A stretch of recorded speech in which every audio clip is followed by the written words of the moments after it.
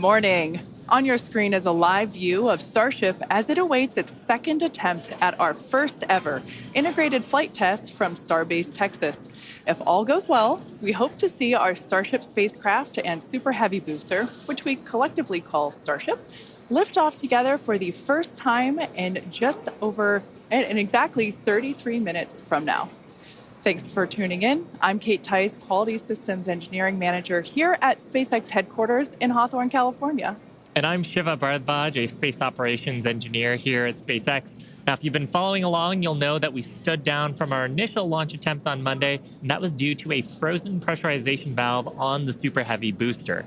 SpaceX teams investigated the issue and determined that this valve had some moisture in it, which caused the valve to freeze up when we were loading super chilled liquid oxygen into the booster. Now, these valves are super important because we actually need a pressurant to go back into the tank as we consume propellant, and we actually use a pressurant that comes from the Raptor engines. It's heated down there and then put back in the tank. And so a frozen valve there would be a problem during the launch. Yeah, and that's important. You can think of it like drinking out of a thin plastic water bottle. If you're chugging that water, it crinkles if you don't let air back into it. So we use that hot exhaust gas from the Raptor engines to refill that consumed volume as propellant is depleted. So it was a great find by the countdown, and that's why we have a countdown, is to allow us to find those issues prior to liftoff. So all of that being said, our teams learned a lot over the last 48 hours, and we are ready to give it another go. As many of you know, Starship is the latest and largest vehicle developed to date by SpaceX. It will be the world's most powerful launch vehicle once fully developed and have twice the thrust of the Saturn V rocket. But the key breakthrough with Starship is that it will be fully reusable and capable of carrying up to 150 metric tons of payload to orbit in a reusable configuration and up to 250 metric tons when expendable. Now, for context, Falcon 9 is only partially reusable. We recovered the largest part of the rocket, that's called the first stage, but we don't recover the second stage. And Falcon 9's heaviest payload to date is just over 17 metric tons. So 150 to 250 metric tons on Starship is an order of magnitude greater in terms of the payload capacity. Now, for today's test, we will be the first of many as we work towards transitioning Starship from a developmental into an operational program. And the primary objective today is to gather as much data as we can around the fully integrated vehicle. Now, while we have flown the Starship spacecraft in the past, it is going to be the first attempt of Super Heavy and the first opportunity for us to validate how the two vehicles operate together. We are so excited for this. The purposes for today's flight, we will consider any data received that helps inform and improve future builds of Starship as a success. From a milestone standpoint, our main goal is to clear the pad. Every milestone beyond that is a bonus. The further we fly, the more data we can collect. Now, if it does all go well, then we'll expect the Super Heavy to light up its 33 Raptor engines at the base of the vehicle and lift off, clear the pad away down from Starbase in Starbase, Texas, and then it'll go into ascent. About 3 minutes into its ascent, we're going to expect to see Super Heavy separate from the Starship. It'll perform a flip maneuver, and then it'll execute a boost back burn, and we're going to be targeting a hard landing in the Gulf of Mexico. And while that's happening, we hope to see Starship's 6 second stage engines ignite and watch as Starship coasts for about an hour at altitudes ranging between 150 and 250 kilometers before re-entering Earth's atmosphere and make its own hard landing in the Pacific Ocean about 250-ish kilometers offshore. Now, we are not really expecting many camera views after separation. That is to say, if we even make it that far. But we do promise that whatever views we do have, we will bring them to you live. Yep. We have a couple of ground stations along the way. So if we are able to get good telemetry, assuming we make it that far into the ascent, then of course those will be available on the stream. And also worth mentioning today, like the whole just getting the vehicle off the pad is a complex endeavor. We are going to be trying to reduce complexity by attempting those hard water landings instead of trying a normal landing like you're used to on Falcon 9. Exactly. We are not attempting to recover these vehicles. So, yeah, hard landings in store for both. Now, in a little bit, we'll take a closer look at the vehicle and the launch pad. But first, the teams have been doing a tremendous amount of work over the last few months. In fact, there's a great shot of our Hawthorne team up here bright and early to watch the launch. Teams have been prepping really for the last few days, especially to try to get in today's launch attempt. And here you can see a live view of the South Padre Amphitheater, where both SpaceX employees, friends and family, and members of the public are gathering to watch Starship lift off. And we can see the crowds are gathering there as well. And of course, we want to give a shout out to the SpaceX team. You see them there on screen, members of our launch command, our Star Command Center. That is our Star-based Launch Control Center. Yep, those are the operators today who are going to be reviewing all the data and, of course, giving us the go, no-go poll, checking the status to try to get in today's launch attempt just around 27 minutes from now. And one thing I do want to mention, I misspoke. It's not the South Padre Amphitheater. It's the Cameron County Amphitheater. Now, the entire Starship structure on your screen is made from stainless steel. When it's stacked, it stands about 120 meters tall. It's about 9 meters around. And we have this awesome video that shows you just how big that is. You can see one of our technicians there doing some final prep work in advance of today's test. And man, there's the 120-meter monster. The person just keeps getting smaller and smaller. Now, just like Falcon 9, Starship has 2 stages, which we'll talk more about those in a minute. In addition to those 2 stages, Starship actually has a 3rd stage, which we call Stage 0. It consists of all the launch pad infrastructure built around the rocket, as you can see there on your screen, and it's truly an engineering feat in its own right. Yeah, we've got a great shot there of the various different components of it. The pad, the infrastructure, all that is required to get into filling the tanks. Now, let's talk about the Super Heavy. Its name says everything. It's super, it's heavy, it's super heavy. When it's operational, it'll be responsible for providing the power to escape that mighty gravitational pull of Earth that we've got here and take Starship into orbit. The booster itself stands about 70 meters tall and is roughly the same height as a fully integrated Falcon 9, which is just so crazy to me. But this Super Heavy booster has a diameter roughly 2.5 times that of Falcon 9, and with 33 much larger engines. We have a beautiful view here. This is one of my favorite views that we're going to get today. Those are our 33 Raptor engines at the base of the Super Heavy booster. Yep, and you can see they're in a couple of different rings here. So we've got the outer ring of 20 static engines. They're going to be providing a huge amount of thrust today to lift off the entire stack. But then we've got the 13 gimbaling engines in the middle, and they're going to be providing the tilt maneuvers and also helping to reorient the booster as it comes back later in today's flight. Yeah, and when we say gimbal, it's basically tilting or almost wiggling the engines a few degrees and in either direction to allow the booster to steer itself, just as you said, Shiva. And we'll get some great shots later of actually a wiggle test that we perform ahead of liftoff, just to make sure that all of those engines are able to control their full range of control authority. One thing to note, those Raptor engines are completely designed and manufactured in-house. They are, as many of you know that have been following along, they are a reusable methane oxygen staged combustion type engine. So it's a lot of words there. And ultimately, that staged combustion means that we combust the propellant in stages. We kind of pre-combust them in a pre-burner, and by doing so, it allows the engine to be more efficient, i.e. more powerful. Yeah. Now, like Falcon 9, the Super Heavy has 4 grid fins to assist with orienting itself in its return back to Earth. We got a shot of them there beneath the Starship's aft flaps. Now, as we talked about earlier, Super Heavy is not going to be attempting a land landing today, but with this flight test, we're still trying to get as much data as we can. We're focusing on the fundamental systems and operations, so that's the liftoff portion. But we are going to try to get some data on how the fins work for that water landing that Super Heavy is going to be making after ascent. I love that great view of the fins there. Now, Starship, or the spacecraft, is the second stage, and it makes up the top portion of the vehicle. It's designed for carrying passengers and cargo to Earth orbit and beyond. It stands about 50 meters tall, which is a little taller than the Statue of Liberty. It's comprised of 6 Raptor engines, 3 sea level and 3 vacuum engines, which are optimized to operate in the vacuum of space. And they provide a maximum of 258,000 tons of thrust in vacuum. Spacecraft is also outfitted with 4 flaps to help aerodynamically control the vehicle's attitude, which you can see those 2 forward flaps there on your screen now. So they help control the vehicle's attitude during atmospheric flight and enable precise landing at the intended location.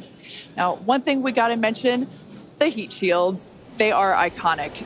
Starship is wrapped in a heat shield, which is composed of 18,000 hexagonal ceramic tiles designed to insulate the vehicle during that atmospheric entry.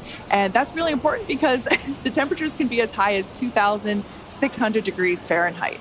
The hex-shaped tiles, like the ones that Shiva and I have, roughly make up about 2/3 of the vehicle. We can see that we have some different shapes. Mine is slightly curved. As you can imagine, it sits on the curved portions of the Starship vehicle. Now, the one that I've got is a hexagonal tile that's more flat, and it's really used for the flatter structures on the vehicle. And we need a heat shield because when you're coming back in from re-entry, we're going supersonic, we're compressing all the air ahead of us. That ends up causing a lot of heating along the surface, and without a heat shield, that would go straight into the structure. Yeah, one thing that's amazing to me, especially when I first picked up one of these heat shield tiles, is that they're so light.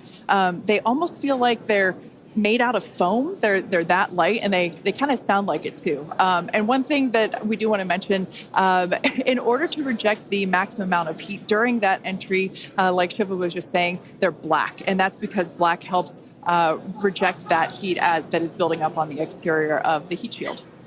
Now, Starship is designed for vertical takeoff and landing as opposed to taking off and landing like an airplane, and that's because that's really important because we don't have runways on the moon or Mars. Fortunately, at those destinations, the gravity is not as high as it is here on Earth. On Mars, the gravity is just 1/3 of what it is here on Earth, and on the moon, it's just 1/6. So in both of those cases, Starship, with just its engines, can take off without needing the super heavy booster like we do need here on planet Earth. Now, for today's test, Starship does not have its landing legs attached because, like we said before, it won't be returning anywhere. Starship is expected to make a very hard ocean landing, which, if we even make it that far and manage to get any views, it will certainly make for a very exciting end to today's test. At this point in time, we are 20 minutes or just over 20 minutes from liftoff. Let's check in with John Innsbrucker for a status update. Hey, John, how's it looking? Thanks, Kate. I'm John Innsbrucker, Principal Integration Engineer here at SpaceX. We're currently loading propellant from the ground system into both the first and second stages. Now, both vehicles use the same 2 propellants. That commonality helps build the reliability. And the fuel today is liquid methane, and that's at a temperature of just over 100 kelvins. That's about minus 272 degrees below zero on the Fahrenheit scale. Now, liquid methane is a different fuel from Falcon 9. That booster uses RP1 kerosene. However, our oxidizer is liquid oxygen, and that's the same as Falcon 9. Because there is no oxygen in space to support combustion, we have to bring our own. Now, leading up to where we are right now, we had a go-no-go poll. That was conducted just after T-minus 2 hours. And once the team gave their goes, we started loading propellants onto the booster at T-minus 1 hour and 39 minutes. At T-minus 1 hour and 22 minutes, we began propellant loading of the ship, the second stage you can see on your screen right there.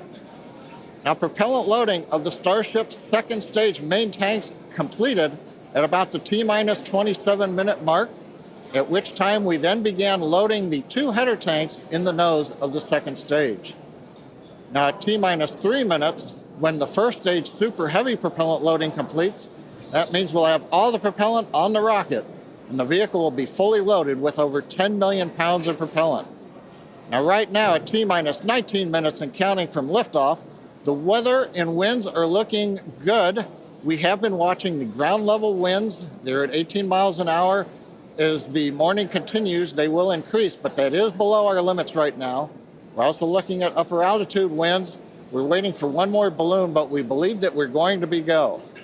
On the launch vehicle itself, the teams, the good news, they're not working any issues right now. But if for some reason we do not make our test flight today, if we have to hold, we have a backup launch window. However, we're not sure when it would be. It could be 24 or 48 hours after today. It'll depend on how far we get into the countdown. But right now, heading for a T0 at 8:28 Central, 13:28 Universal Time. Kate, everything is looking good. Awesome news. Now, in order to make life multiplanetary, we need a fully reusable vehicle that's capable of carrying a huge amount of cargo and a lot of people to orbit and have a pretty quick turnaround. The idea is to effectively reuse launch vehicles just like airplanes. Yeah, imagine if you had to wait for a new airplane to be constructed every time you wanted to fly. You'd rarely go anywhere, and for most of us, it would be completely unaffordable. In order for us to get to Mars and back with lots of people, lots of cargo, multiple times, reusability really is a must. In advance of our first missions to Mars, Starship will execute a number of missions with both cargo and people, starting with Earth orbit and eventually expanding to the Moon and beyond. Now, in the near term and a bit closer to home, Starship will also be critical to other programs.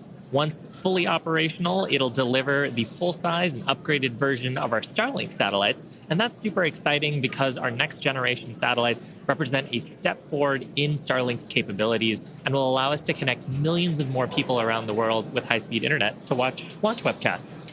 Such an exciting future ahead of us, but first, let's talk a little about how we got to where we are today. Now, Starship's testing ramped up in July of 2019 with our Starhopper prototype, sort of a short version of the Starship that we see today. There's a great photo of it. It was just over 18 meters tall. It had a single Raptor engine, and we had it to test fly and perform low-level altitude maneuvers and attempt landing. The initial test flight, or hop, reached about 20 meters in altitude. That was followed by the one that you've got on your screen here. This was our 150-meter altitude hop. We went up, took a little jaunt away, about 100 meters or so away from the launch pad, used that Raptor engine to fly and actually land. And actually, this hopper is actually down at Starbase now. Yeah, I love this shot. It's just so fun to see it fly. After a series of 150-meter hop tests with earlier prototypes, the Starship program saw a major breakthrough during a test flight of the vehicle known as serial number 8, or SN8. You can see it there on your screen now. In December 2020, SN8 demonstrated a first-of-its-kind controlled aerodynamic descent and landing flip maneuver.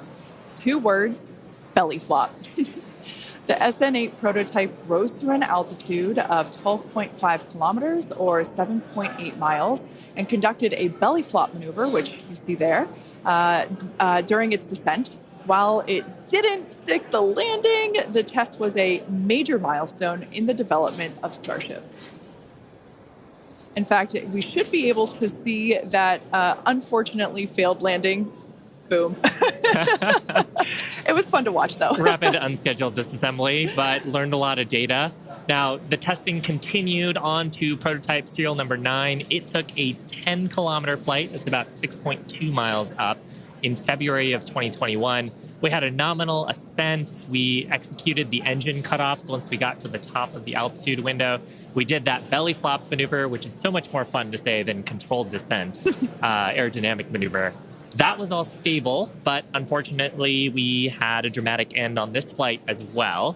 We had a failure on one of the engines that resulted in another pretty large fireball.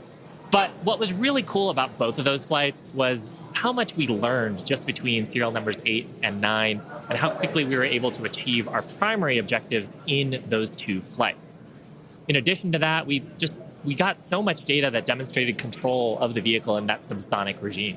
Ultimately, we performed 9 Starship high-altitude test flights in total. And then, as you see on your screen there, in May of 2021, SN15 launched from Starbase, reached an altitude of about 10 kilometers, performed a number of maneuvers, and safely returned to the launch site. This was the first Starship prototype to fly, control its descent, safely land, and be recovered in one piece. And people were cheering like crazy I was after one of that them. test flight. Now, having achieved those successes in our suborbital campaign, one of the next big challenges is for the upper stage when it comes to reusability and surviving the hypersonic, really high heating phase of entry. Combined with the later ability to refill Starship's tank with propellants, the fuel and oxygen, while we're on orbit, that will enable us to have a fully reusable transportation system that's designed to carry both crew and cargo on long duration missions, interplanetary flights, and will help humanity get to the moon, travel to Mars, and beyond in our solar system. This is all just basically our path of progress, basically an iteration on each vehicle. And that iterative process is a core part of how we work here at SpaceX. We like to test early and often, publicly as well in our case. And that's both for hardware and software. And while it doesn't always go as expected, we learn so much from it and it informs our next attempt. Yeah, we learn a lot from actually putting the vehicle through flight-like tests. Even the test on Monday gave us an opportunity to learn more about the vehicle into today's launch attempt. And so far, things are looking really good. Now, we are continuing into our countdown. We're about T-minus 12 minutes to go. I think it's a perfect time for another check-in with John Insparker. How's it going, John? Well, Shiva, the good news is that the nets are quiet. The teams are currently working. No significant launch vehicle issues. You can see the T clock there on your screen, T-minus 12 minutes, 10 seconds, and counting. Propellant loading is continuing on both the Super Heavy and the ship stages. You can see the graphic on the left-hand side of the screen. Most recently, we began loading liquid oxygen and liquid methane fuel into the header tanks on Starship. Those are two small tanks just underneath the nose of the second stage. Now that started at T-minus 27 minutes. That'll be wrapping up at about that will be wrapping up about T-minus 9 minutes. Now the Starship second stage main fuel and LOX tanks are loaded for flight right now. The Super Heavy first stage booster propellant loading is continuing, and that'll go till about T-minus 3 minutes. We're underway with engine chill as we get ready for T0, and we're also configuring the launch pad for liftoff. The booster hold downs have been unlatched. They'll be ready to retract at liftoff. And the second stage quick disconnect is beginning its configuration for release. The methane and liquid oxygen propellants currently going to the second stage go through that quick disconnect. That's that arm that reaches out from the tower to the base of the second stage. The SpaceX team continues to check in with the Coast Guard. Good news is we've not heard any reports of boats in the safety perimeter as the launch vehicle heads out over the Gulf of Mexico. So right now, T-minus 10 minutes, 40 seconds, and counting. Everything continues to go well for an on-time launch. Now, today's test flight is taking place out of our Starbase facility in South Texas, and that test site has gone through a huge amount of development over the last couple of years. One thing I want to point out, this is a great view from our drone. Not only can we see the pad, but in the fog, kind of in the distance, in the background and to the left of the pad, you can actually see our production facility, which is the other part of Starbase in addition to the launch pad. Of course, as part of rapidly iterating with our test program, we're also rapidly iterating on our production system to produce Starships and Super Heavies. Last year, the Starbase team produced 4 Starship Super Heavy boosters and 5 Starships, along with their 200th Raptor 2 engine, and they're only scaling up from there, Kate. Yeah, it's incredible to think that for 2023, production has 5 boosters and 8 Starships going. So it's incredible. And it's important to have that system fill in basically the manufacturing line so that we have product ready to go as soon as we're done with this test. Yeah, exactly. And ultimately, I mean, we talked about how Starship is an order of magnitude more payload to orbit. But if you're going to go set up a base on the moon or Mars, you're going to need thousands of metric tons of propellants. And so you're going to need a fleet of vehicles that's capable of doing that. Yeah, one thing to note, Starbase directly employs more than 1,800 employees. It's the largest employer in the area, in fact. And we're very thankful to Cameron County for being so supportive. This is a view from the Cameron County Amphitheater. There's a crowd there, and you could tell by the energy here in Hawthorne as well that everyone's getting really exciting. I feel my own heart rate going up and up. I know. It must be really, really exciting to go see this. And I mean, just the sheer amount of power on Starship, you're going to feel it down there when this thing lifts off from the pad. We've actually got a great shot here of the natural surroundings around the pad.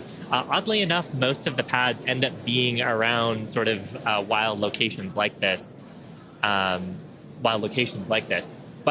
coming up on T-minus 8 minutes, I think it's another good time for check-in with John.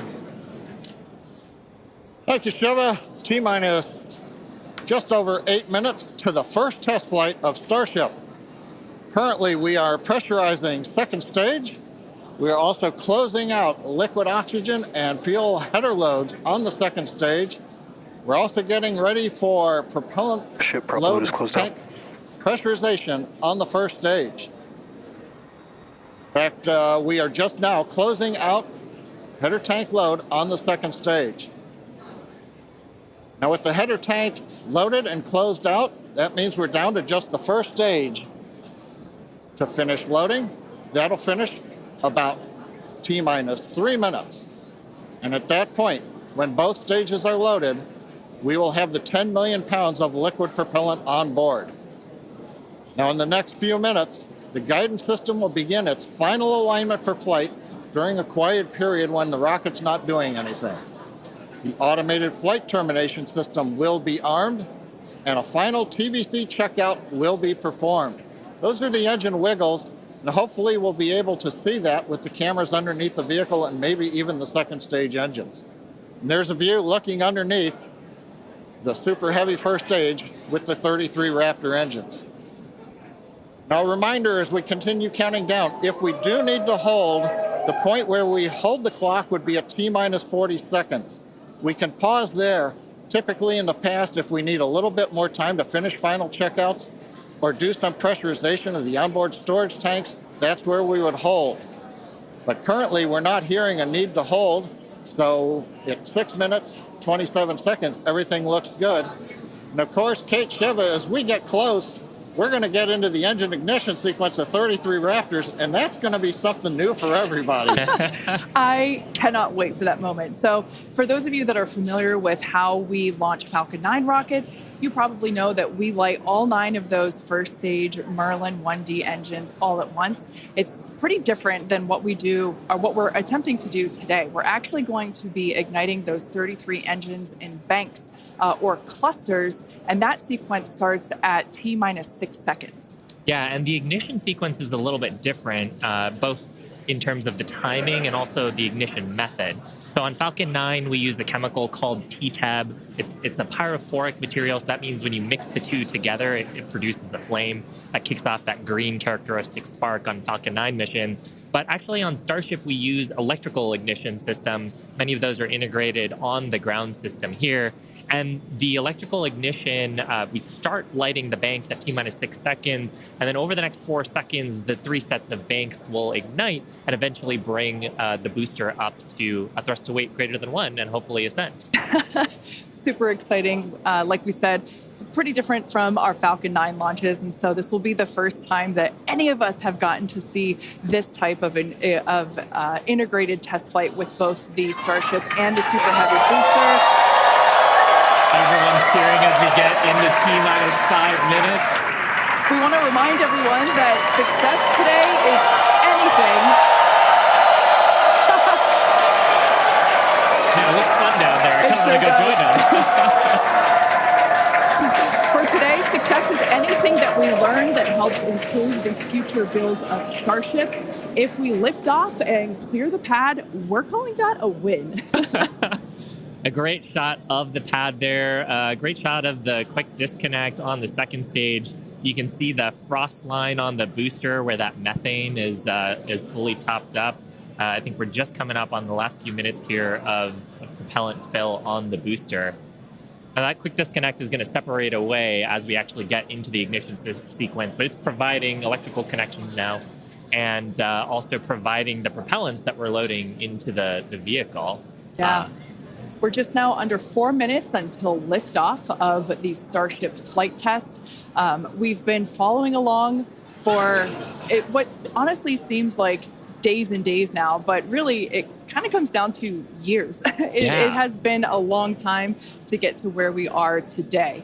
Now, fast forwarding a little bit, we have the opportunity to hold, if necessary, at 40 seconds. And we are able to hold there for about 15 minutes or up to 15 minutes and still be able to lift off. Yeah, and that's a little bit different from Falcon for the propellant sequence on Falcon that we don't have the opportunity to hold. So that's a cool new capability on Starship. Yep.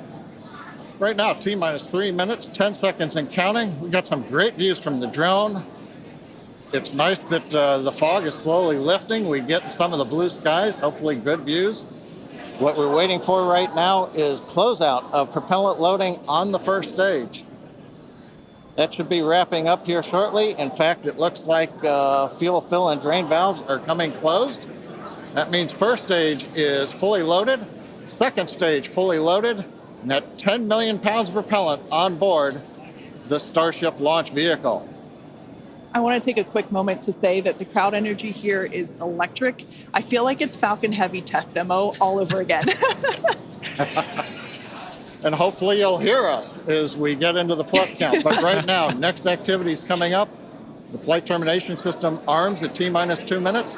Thrust vector control checkouts at T-minus 2 minutes. And then after that, major activity will be the T-minus 40-second gate. There's a view looking up at the 33 Raptor engines. There are 20 engines in a circle on the outside, and as Shiva said earlier, 13 engines on the center. Those are the ones that gimbal and steer the vehicle.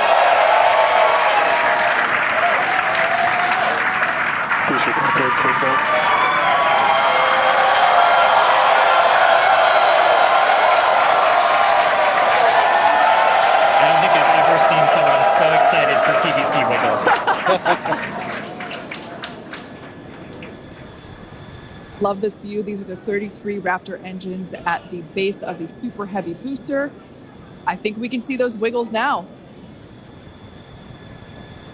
We're currently inside 90 seconds. Next major activity, T-minus 40 seconds. That is a gate, a decision point. We're waiting. Possibility the propulsion team may need a few minutes. Flight termination system is armed for flight.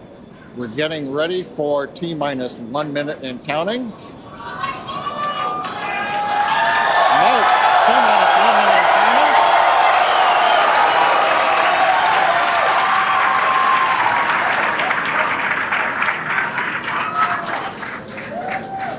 counting. Next, we'll see as we get past T-minus 40 seconds for final checks of the vehicle.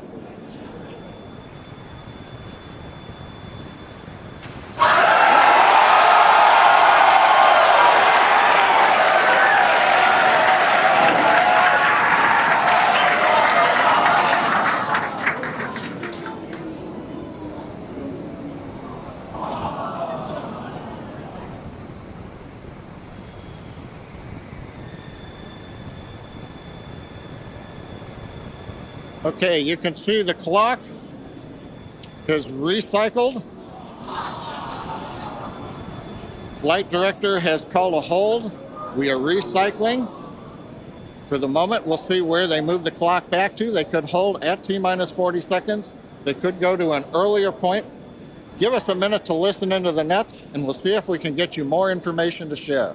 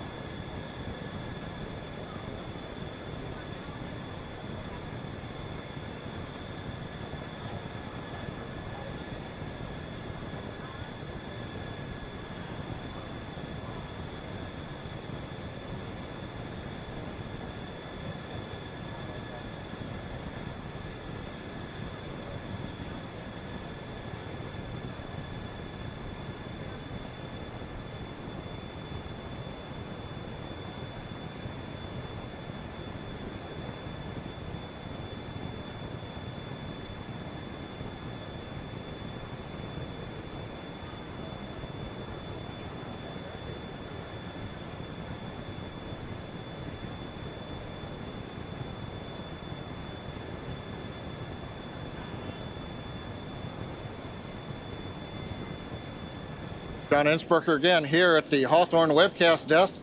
We're holding at T-minus 40 seconds. What we've heard so far is we have a couple of issues we're working. One is the booster tank pressurization. Final pressurization was just a little bit long. That's not unusual. We've held at T-minus 40 seconds before to pressurize. That appears to have been resolved. At the same time on the second stage, they're working some final purging. We should know very shortly if that is cleared and if we'll continue the countdown.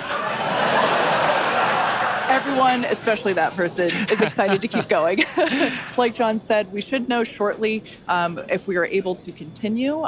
But as we mentioned before, we are able to hold up to 15 minutes and still be able to lift off today.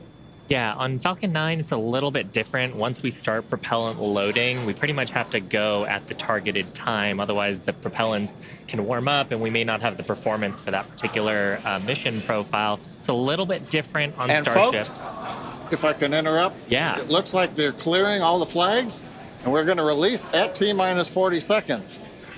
That is amazing news. Amazing. Team working quickly through their issues on first and second stages. And I'm sure all of the rehearsals and simulations that they've been doing have prepared them to evaluate this data quickly to try to get us in for today's launch attempt. For those of you just joining, we have a brief hold at the T-minus 40 second mark. The team is resolving one issue with the bleed purge on the stage 2 Raptors. Like John just said, the teams are quickly working that, and it looks like the flags are being cleared as we speak. So we should be able to resume the launch countdown any moment now. And it's worth noting on Starship that once we resume the countdown, it restarts from the 40-second period, and then we keep going unless another condition pops up. So stick around because Starship could be going here real soon. Don't walk away, that's for sure. Amazing views here coming to us from Starbase, Texas. Cheering to close the start again.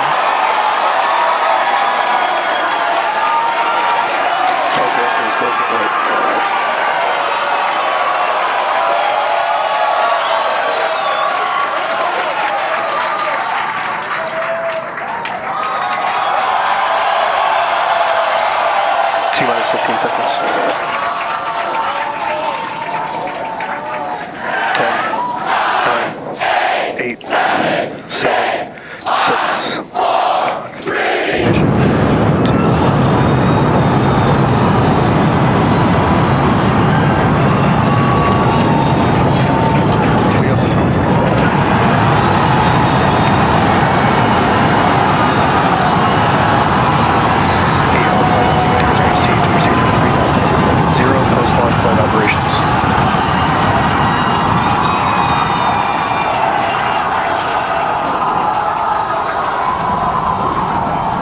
Your chamber pressure is nominal.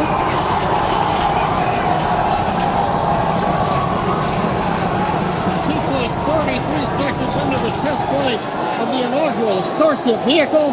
Tower cleared, we're into pitch over. Propulsion reports first stage engines nominal. What a sight from the ground cameras at Starbase. We're flying at twice the thrust of the Saturn V heading to space.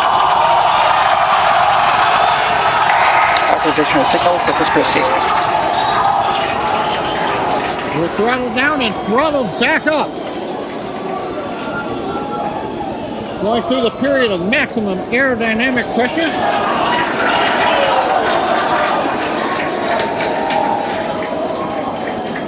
As the velocity increases, the density of the atmosphere is decreasing. Max Q. Lessening stress on the vehicle. The call out, max Q now.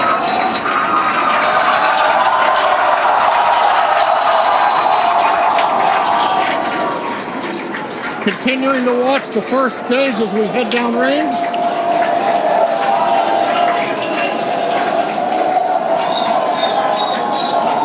A 100 seconds into flight. Our next major activity is going to be shutdown of the first stage. The Houston tracking station now acquiring the vehicle. With shutdown, we will get separation of Starship from Super Heavy and ignition of the Starship engines. When Starship separates, we light up 6 engines in a staggered sequence. And if all goes well, those 6 engines will burn for almost 6.5 minutes. Onboard view from Starship.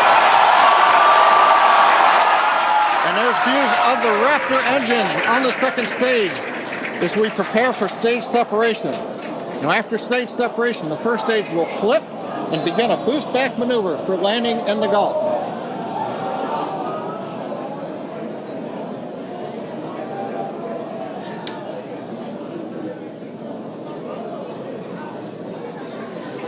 Continuing to fly, 2 minutes 40 seconds. Let's get ready for main engine cutoff.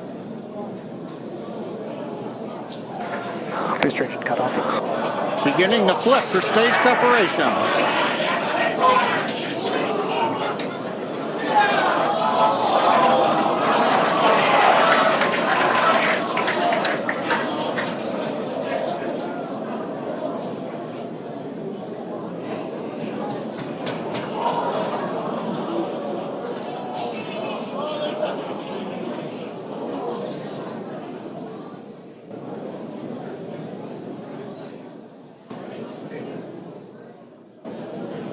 As of right now, we are awaiting stage separation,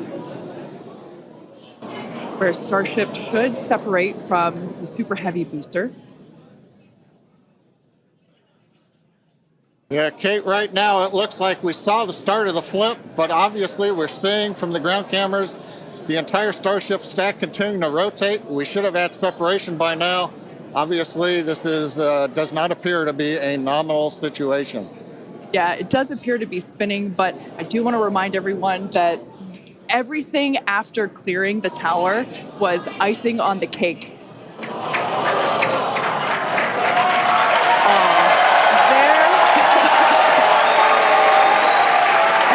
As you saw, as we promised, an exciting end to the Starship inaugural integrated test flight.